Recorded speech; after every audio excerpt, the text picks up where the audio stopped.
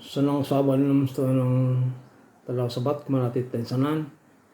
Siyan pakin bawa kapag irubat ka hiti pelajaran sekolah sabat dewasa untuk kuartal lalu istirahat dalam Kristus. Sabat padi na sabat komodo at untuk kuartal lalu sampai tajuk pelajaran kita gelisah dan memberontak kahiti. Ayat inti pelajaran terdapat dalam 1 Korintus 10 ayat 11. Baca aku, semuanya ini telah menimpa mereka sebagai contoh dan dituliskan untuk menjadi peringatan bagi kita yang hidup pada waktu di mana zaman akhir telah tiba. Nah, pelajaran kita dalam minggu ini, sahabat benarti, karena itu gelisah dan memberontak. Dan sepanjang pelajaran kita berkisar kepada pengalaman Israel selepas keluar daripada tanah Mesir, dan juga pengalaman ataupun kegelisahan Harun dan Miriam terhadap Musa sebahagian.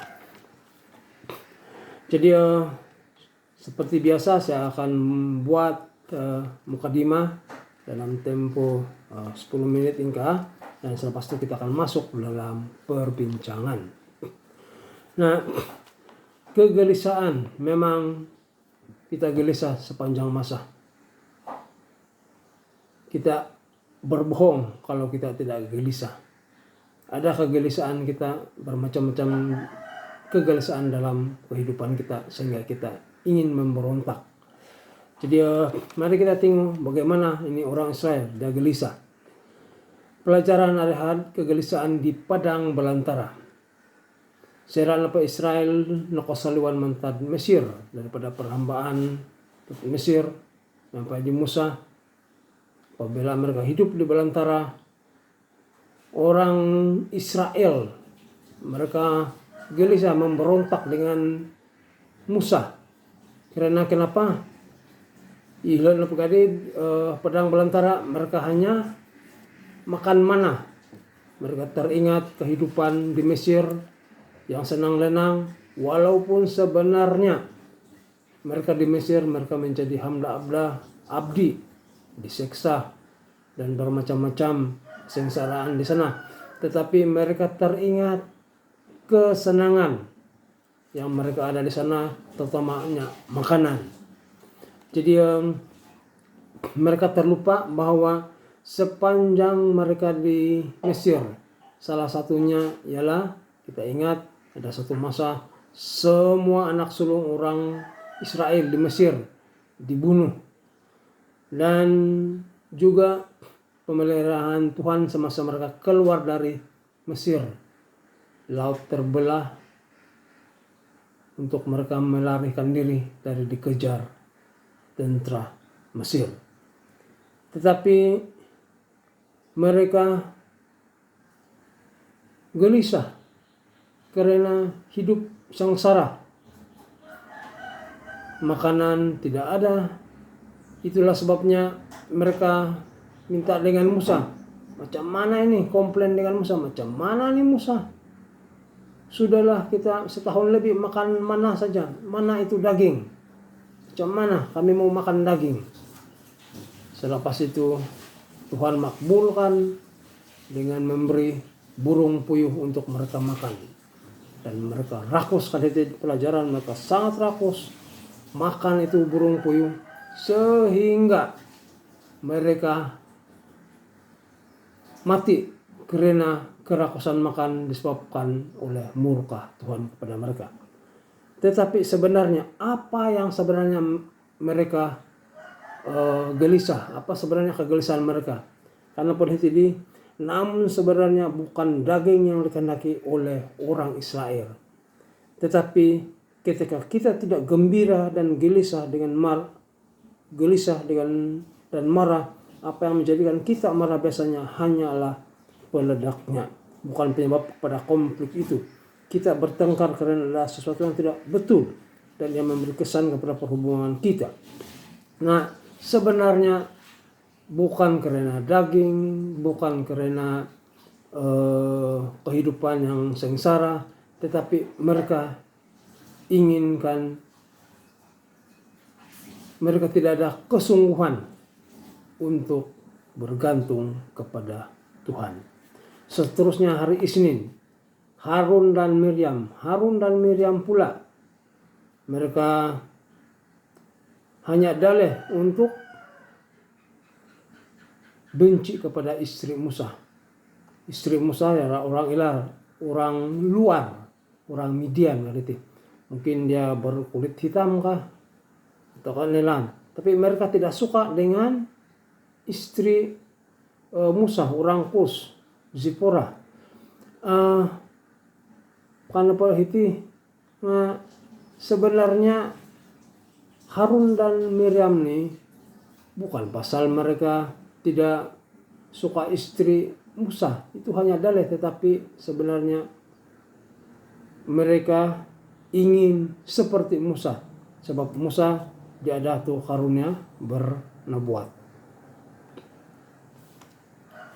Jadi itu sebenarnya yang kenapa mereka benci ini Miriam, sekedar dalih supaya mereka pun mau dapat nama apa.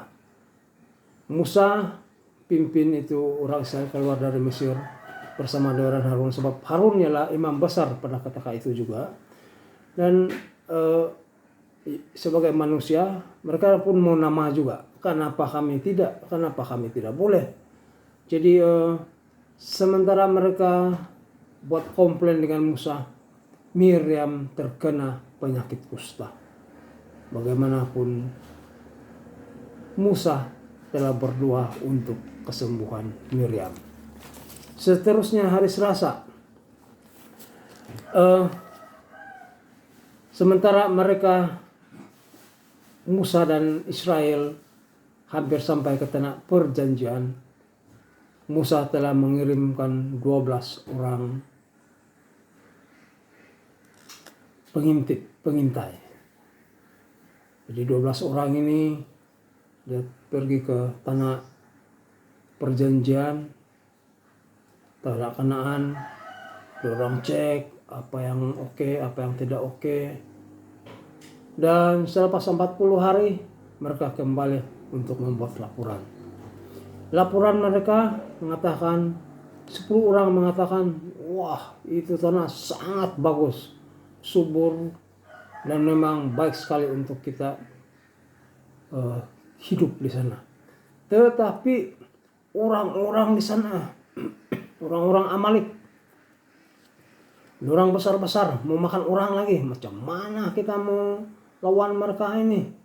Sebab mereka orang-orang besar dan mereka sangat ganas. Tapi yang 2 lagi pengintai, yaitu Kaleb dan Yosua, mereka 2 orang ini memberi laporan yang hampir sama juga. Itu tanah perjanjian yang dijanjikan Tuhan memang sangat subur, memang betul. Orang-orang besar pun memang nampak ganas, tetapi kita ada Tuhan. Nah, kita ada Tuhan yang akan membantu kita untuk masuk ke negeri tersebut, ke tanah perjanjian tersebut. Perdebatan pun berlaku antara 10 orang dan 2 orang ini, Kaleb dan Yosua, sehingga keadaan tidak terkawal. Itu 10 orang pengintai dengan orang Israel melontar batu kepada Kaleb, Yosua, Musa, dan Harun. Bagaimanapun Tuhan campur tangan dalam hal ini. Nah, kita lihat di sini kegelisahan pengintai tersebut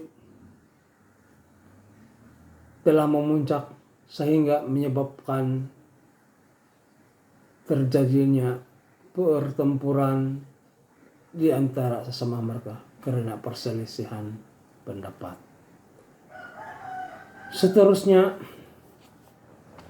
Musa, walaupun demikian banyak pemberontakan, kegelisahan orang Israel yang sehingga menyebabkan pemberontakan, namun Musa dalam pelajaran kita Bilangan 14 ayat 19.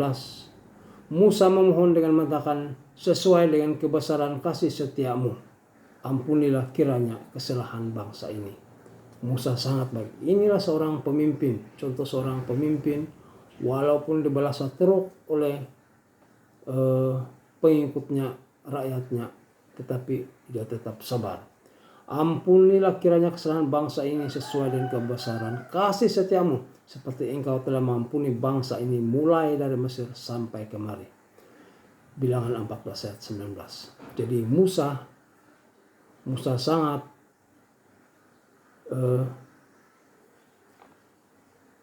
Musa menjadi pengantara dengan antara Israel dengan Tuhan.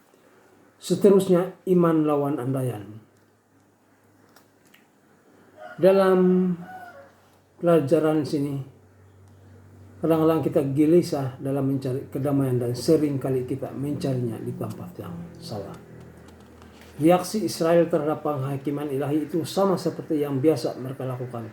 Memang kita telah berbuat dosa, kata mereka. Sekarang kita hendak maju ke negeri yang difirmankan Tuhan itu.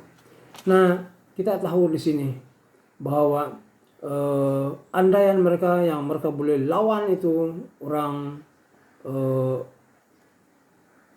yang mereka katakan orang besar di tanah perjanjian itu, mereka gunakan kekuatan sendiri tanpa bergantung kepada Tuhan, sehingga mereka kalah teruk dalam pertempuran tersebut. Seterusnya, dalam kehidupan kita, iman, dan kadang-kadang kita buat andaian ataupun pertimbangan manusia. Kita usahakan, saya gunakan perkataan kita usahakan supaya kita buang pertimbangan manusia, tetapi kita serahkan kepada Tuhan setiap kegelisahan kita yang ada. Dan biar Tuhan akan bergantung, akan memberi, akan memberikan pemeliharaan, akan memberikan perlindungan, kedamaian dalam diri kita. Tetapi ingat, hati kita walaupun kita bergantung penuh kepada Tuhan, tetapi hati kita ini kita sendiri yang mengendalinya. Jadi kalau kita gelisah dan kita sebenarnya berserah kepada Tuhan, tetapi kita tersimpang kadang-kadang, kita cari kedamaian sendiri, kedamaian di dunia. Jadi seterusnya kita ada dalam 45 menit lagi dalam perbincangan. Oke, silakan. Terima kasih.